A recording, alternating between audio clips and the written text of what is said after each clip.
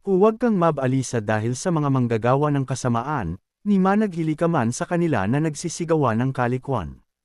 Sapagkat sila'y madaling puputuling gaya ng damo, at matutuyong gaya ng sariwang damo. Tumiwala ka sa Panginoon, at gumawa ka ng mabuti, tumahan ka sa lupain, at gawin mong kumain sa kanyang pagkatapat.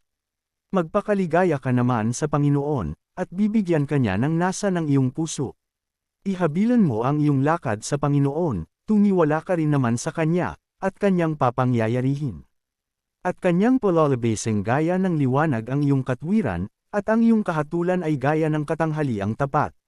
Ikaw ay magpahinga sa Panginoon, at maghintay kang may pagtitiis sa Kanya, huwag kang mabalisa ng dahil sa Kanya na gumiginhawa sa Kanyang lakad, dahil sa lalaki na nagpapangyari ng mga masamang katha. Maglikat ka ng pagkagalit, at bayan mo ang puot, huwag kang mabalisa, iya'y maghahatid lamang sa paggawa ng kasamaan.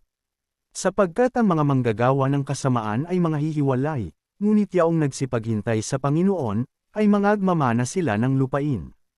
Sapagkat sandali na lamang, at ang masama ay mawawala na, oo, yung uusi sa mainam ang kanyang dako, at siya'y mawawala na. Ngunit ang maamo ay magmamana ng lupain, at masasayahan sa kasaganaan ng kapayapaan. Psalms 37:1-11. Mapapalad ang mga mapagpakumbabang loob, sapagkat kanila ang kaharian ng langit. Mapapalad ang nanghahapas, sapagkat sila'y aaliwin. Mapapalad ang maaamo, sapagkat mamanahin nila ang lupa. Mapapalad ang nangagugutom at nangauuho sa katwiran, sapagkat sila'y bubusugon. Mapapalad ang mga mahabagin, sapagkat sila'y kahahabagan. Mapapalad ang mga may malinis na puso, sapagkat makikita nila ang Diyos. Mapapalad ang mga mapagpayapa, sapagkat sila'y tatawaging mga anak ng Diyos. Mapapalad ang mga pinag-uusig dahil sa katwiran, sapagkat kanila ang kaharian ng langit. Mapapalad kayo pagka kayo'y inaalimura, at kayo'y pinag-uusig, at kayo'y pinagwiwikaan ng sari-saring masama na pawang kasinungalingan, dahil sa akin.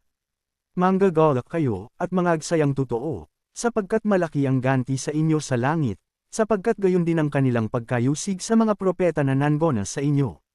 Matthew 5:3-12